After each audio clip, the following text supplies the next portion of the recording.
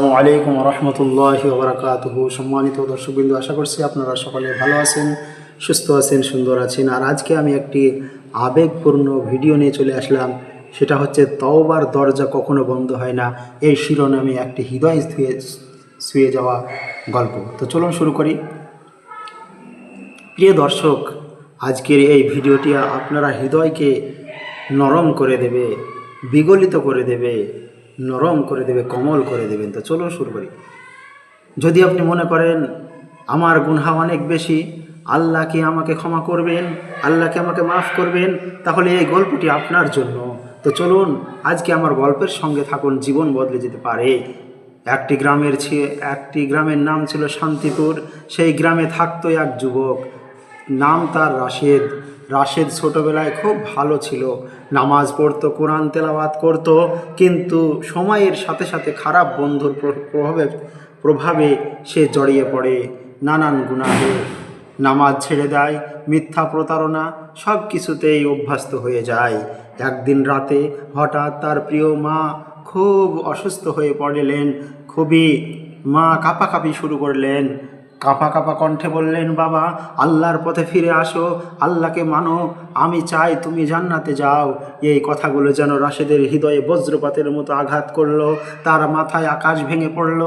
এমনভাবে চিন্তিত হয়ে পড়লেন তিনি, হঠাৎ আমার মা এই রকম কথা কেন বলছেন? হঠাৎ আমাকে তো আমার মা কোনোদিন এইরকম কথা বলেন না, এরকম ভারী গলায় কথা বলেন না। তাই তিনি চিন্তায় পড়ে গেলেন।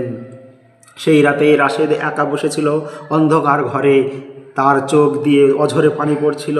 সে বলল, হে আল্লাহ, আমি অনেক পাপ করেছি, আমি অনেক গুনাহ করেছি, অনেকের টাকা মেরেছি, অনেকের সাথে জুলুম করেছি, অত্যাচার করেছি। আমি কি ফিরে আসতে পারি? আমি কি তওবা করতে পারি? তারপর সে মনে করল কোরআনের সেই আয়াত, হে আমার বান্দাগণ, যারা নিজেদের উপর জুলুম করেছ, তোমরা আল্লাহর রহমত থেকে নিরাশ হও না, লা তাকনাতু মির রাহমাতিল্লাহ, সূরা আজ-জুমার 53 নম্বর আয়াত। এই আয়াতটি স্মরণ করে সে কান্না শুরু করলো। রাশেদ অজু করলো এবং পবিত্র অর্জন করলো, 2 রাকাত নামাজ পড়লো এবং কান্নায় ভেঙে পড়ে তওবা করলো।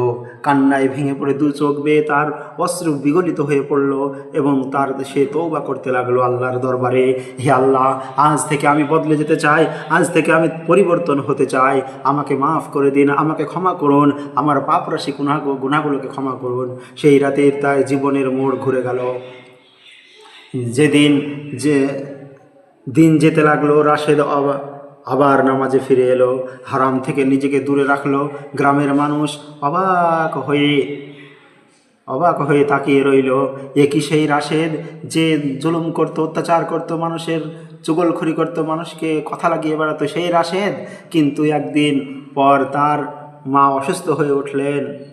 একদিন পর তার মা সুস্থ হয়ে উঠলেন আর চোখে পানি নিয়ে বললেন, এটাই তো আমার ছেলে, এটাই তো আমার পুত, এটাই তো আমার লাল। প্রিয় দর্শক, এই গল্প শুধু রাশেদের নয়, এটা আমাদের সবার গল্প। মনে রাখবেন, যত বড় গুনাহ হোক না কেন, যতই পাপিষ্ট আপনি হন না কেন, আল্লাহর রহমত তার চেয়েও বড়, আল্লাহর দয়া তার চেয়ে তো অনেক গুণ বড়। আল্লাহ রাসূল সাল্লাল্লাহু আলাইহি ওয়াসাল্লাম বলেছেন, যে ব্যক্তি তওবা করে সেই এমন হয়ে যায় যেন সে কোনোই গুনাহই করেনি।